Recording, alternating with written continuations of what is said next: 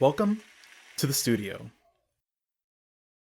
Since this is the first episode, the main focus will be on the setup of our two main characters, Ryuuji and Taiga, as they start their junior year in high school. And although it may look like there's not much to analyze in the context of introducing the characters and setting, you'd be surprised how much insight there is to find, as Toradora is a show that rewards those who watch with a close eye. The episode starts off with a gentle tone. Soft strings play and two birds fly off together in a clear, bright sky. We get a short introduction to our main duo. Ryuuji is up early, worried about his looks and eagerly cleaning his home. Taiga, just waking up, is sniffling and sneezing in a large, unkept bedroom. And as the intro goes on, Ryuuji and Taiga give a narrative speech that matches the gentle strings of the opening music. There exists in this world something no one has ever seen. That thing is very kind and very sweet. If anyone were to see it once, they'd probably want to see it again. That's why the world chose to hide it, making it very difficult to obtain. But one day, someone will find it, and that someone will be the one meant to find it, because it was made to work that way. This narrative speech is the thesis of Toradora, as it essentially talks about the difficulty of finding what love truly is. And just like the two birds that flew off together, Ryuuji and Taiga face the same direction and start their journey. After the opening cutscene, we pan to Ryuuji still cleaning up the house. We meet his mother Yasuko, who tries to playfully hold Ryuuji, but is met with annoyance as he cleans up after her while still preparing for the first day of school. As they talk about the new apartment building, blocking their sunlight and causing mold to grow, an angry scowl appears on Ryuuji's face. Here, we see the cause of his morning grief. We learn from Yasuko that Ryuuji inherited his mean scowl from his deceased father. As Ryuuji leaves, Yasuko comments how early it is and asks if Ryuuji had made breakfast yet. Ryuuji, taking out the trash, states he already did with her portions in the usual place. Even if he has a rough look, in these few moments Ryuuji has shown that he's a caring person, who thinks a lot about his appearance and relations to others. And of course, as Ryuuji heads to school, his grief becomes reality. Students brush past, and for fear of angering Ryuuji, they apologize and give him their wallets. Immediately after, Ryuuji returns the wallets to the lost and found, to clear any misconceptions. And while searching for his new class, we catch more people giving Ryuuji distance. Ryuuji begins lamenting his looks, but before long, he is interrupted by a warm greeting and a pat on the shoulder. We get an introduction to Ryuuji's best friend, Yusaku Kitamura, a kind-looking guy who doesn't judge by appearances. Ryuuji and Kitamura then walk to class together, with students still giving them space and Kitamura trying to comfort Ryuuji's worries. Before they enter the classroom, they're greeted by a happy-go-lucky and energetic redhead, Kushieta Minori. Mentioning she finds Ryuuji often around Kitamura, we see that Minori is the second student that isn't afraid of Ryuuji. Minori then recalls Ryuuji's name, making him ecstatic, and from Ryuuji's tense reactions and blushes, it's easy to see how big of a crush he has on her. After Minori's bombastic introduction and running to the classroom, Ryuuji decides to go and cool off his heated emotions.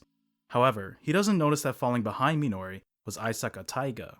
As Taiga walks through the halls, people are frightened and back off, even this guy, who looks more like a thug than Ryuuji. Blinded by his excitement with Minori, Ryuuji bumps straight into Taiga. The crowded students then rumble about, egging on their unconventional bump-in as a fight for the top dog of the school. Taiga, visibly irritated about the situation, angrily makes a fist. While Ryuuji comments on her stature and ferocity, a student in the back calls out a fight going down between the delinquent Takasu and the Palm-Top Tiger. As Ryuuji hears this, he begins to utter his understanding of the Palm-Top Tiger, due to Taiga's height and irritable composure. But before he can finish, Taiga's anger breaks into a mean uppercut. Fits her to a T, Ryuuji thinks to himself. As we fade to the end of the school day, the homeroom teacher asks Ryuuji to visit after school, as he hadn't turned in a career plan, an important part of figuring out life after school for Japanese students. Ryuuji gives a dejected sigh in return, showing his indecision of a career path after school. On the side, Ryuuji glimpses over at Taiga and Minori. Taiga, the person who just socked Ryuuji, is now just a normal girl, having a conversation with her best friend.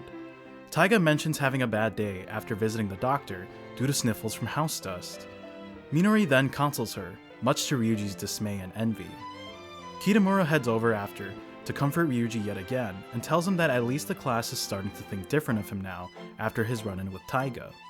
Before the scene ends, we get a quick glimpse of Taiga stealing glances towards Ryuuji and Kitamura, a hint of later events to come.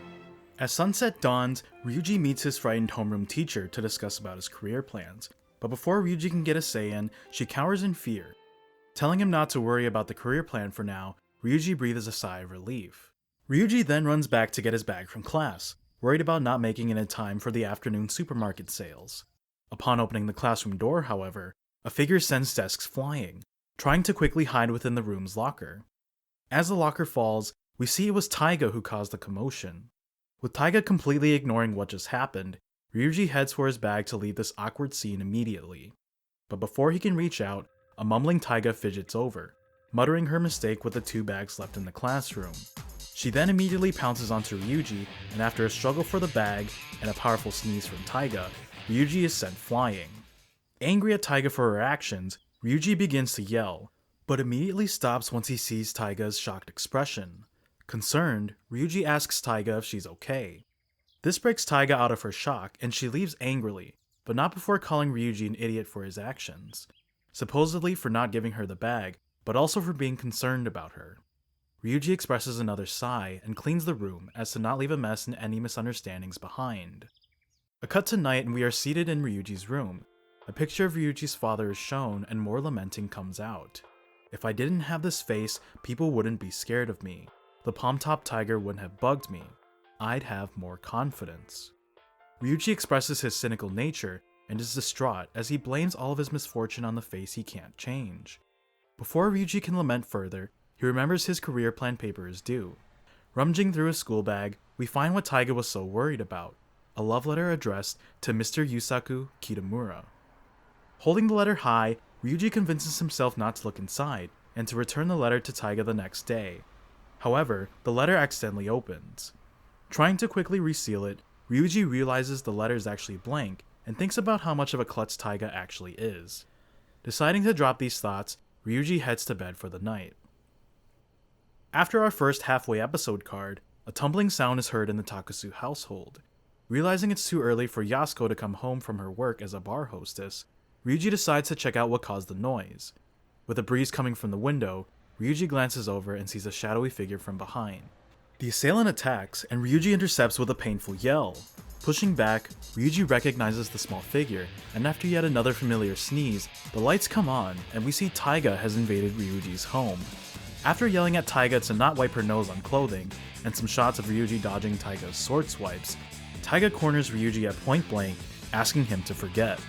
Once he mentions the love letter, Taiga stabs immediately. She states that it's too embarrassing to live, knowing that someone else found out all of her deepest feelings for Kitamura, and to continue to live without embarrassment, she must wipe Ryuji's memories with a smack to the head. Taiga, shutting everything out, begins to tear up and brings her wooden katana up high, and as she begins to swing down, Ryuji barely manages to shout. The letter was empty.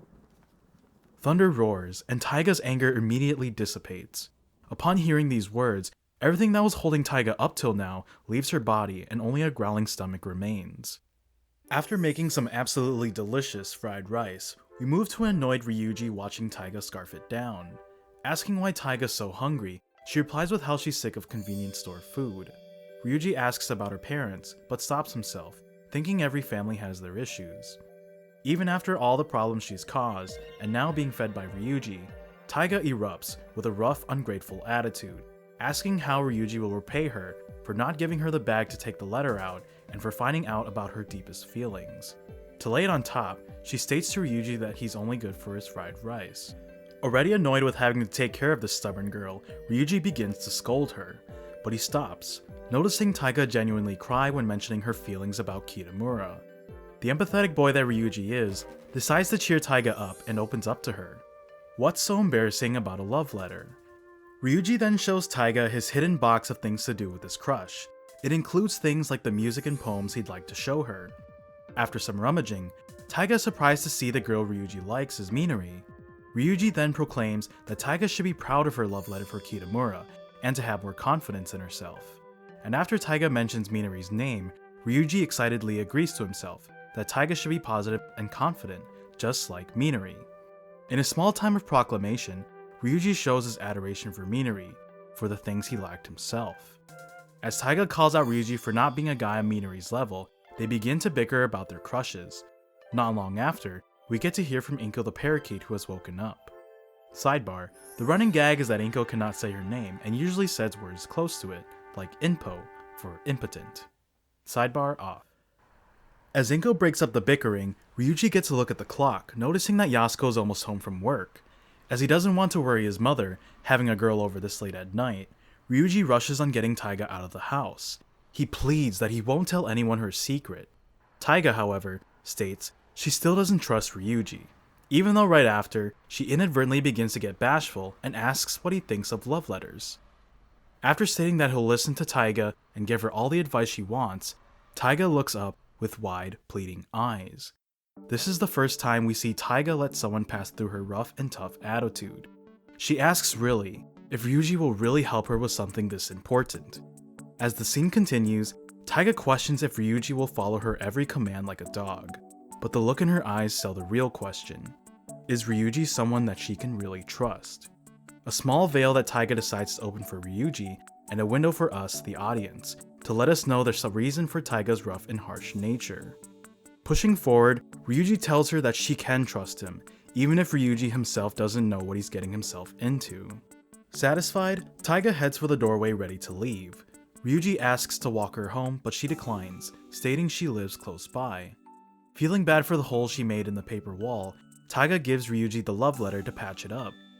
This is a great scene, as the love letter represents Taiga's deepest feelings, and after experiencing his kindness, she's willing to entrust these feelings to Ryuuji. Taiga also states after that if the door costs any extra, she'll pay it up, expressing her apology and gratitude. As she leaves, Taiga calls Ryuuji by his first name, showing her trust in his loyalty.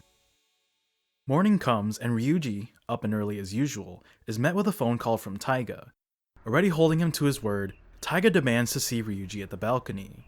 Upon seeing her, a tiger's roar is heard, and for everyone it's easy to see how Taiga invaded Ryuuji's home last night, her home being right across from his. With an angry face and a stiff fist, Taiga demands Ryuuji to come over, and only after an embarrassing stomach growl is heard does Taiga let Ryuuji go, but not before shyly accepting breakfast. A quick walk over, and Ryuuji gets a scope for how big the apartment building is. Heading to Taiga's floor, there are no other doors to be seen except hers. After a self-pardoned intrusion, we get to see how Taiga's home takes the entire floor and how unkept the place is. Trash all over, a clogged up sink, and all the dust laying about. If I didn't already mention it earlier, or if you didn't catch it in the scenes from before, Ryuuji really enjoys cleaning. Crashing through the doors, Ryuuji yells for Taiga, ecstatically asking to clean her kitchen. After finally getting to Taiga's room, we find that she's fallen back asleep in the 10 minutes Ryuuji's been gone. With a head scratch, Ryuuji begins commenting on Taiga and her home. Almost looks fake. Asleep, Aisaka really looks like a doll, and the apartment devoid of life is like her dollhouse, even if it's too big for that. Dolls are supposed to be pretty, and Ryuuji does think that of Taiga, but to comment that on her living space, Ryuuji sees how empty Taiga's life at home currently is. With a look at the clock on his cell phone, Ryuuji decides he has time to clean up Taiga's place a bit. 15 minutes, he says, confidently agreeing with himself and rolling up his sleeves. With a bright fade of sunlight, we pan to Taiga waking up. She prepares herself for the usual sniffles, but nothing comes. Walking to the sound of running water, she drops the pillow she was hugging in shock. A view of a clean room, and sun rays shining on Ryuuji's warm breakfast. Taiga lets out a gasp in awe, almost as to say that everything she's seeing is unbelievable. A call from Ryuuji, proud from his work, breaks Taiga out of her daze, and she begins putting up her tough act again. To combat Taiga's ungrateful attitude, Ryuuji starts muttering his regrets, but not before he catches the awkward but grateful look in Taiga's face as she sits down to eat. With Ryuuji's smile affirming Taiga's appreciation, he leans in with a friendly jab, asking if Taiga is going to give thanks for the meal. Shakingly embarrassed, Taiga thanks the gods and farmers, everyone except Ryuuji, funnily enough. We cut out to the end of the episode, inside of Ryuuji's house. The two are discussing how Taiga's sniffles are gone, with Taiga quietly uttering that it's due to Ryuuji's cleaning, a sign of Taiga becoming more open to Ryuuji. And before the episode ends, we get to see Taiga's heart-shaped envelope seal patched into Ryuuji's paper wall, signifying that Ryuuji has reciprocated Taiga's feelings and will keep them safe. What did I tell you? Toradora's first episode sure is a doozy, packed with tons of character. We're introduced to our two main leads, Takusu Ryuuji, who's a cynical but caring person, and Aisaka Taiga, who's seemingly the opposite of everything Ryuuji is. And as the first episode goes on, we get a taste for how Toradora greatly uses character interactions and dialogue to present the main characters, setting us up for the journey Ryuuji and Taiga have ahead. That being said, I hope you enjoyed the very first episode analysis. I'd love to hear any feedback or comments you'd have to offer, anything you liked or disliked, maybe about how I explained the episode, or maybe how we looked at the scenes and character interactions.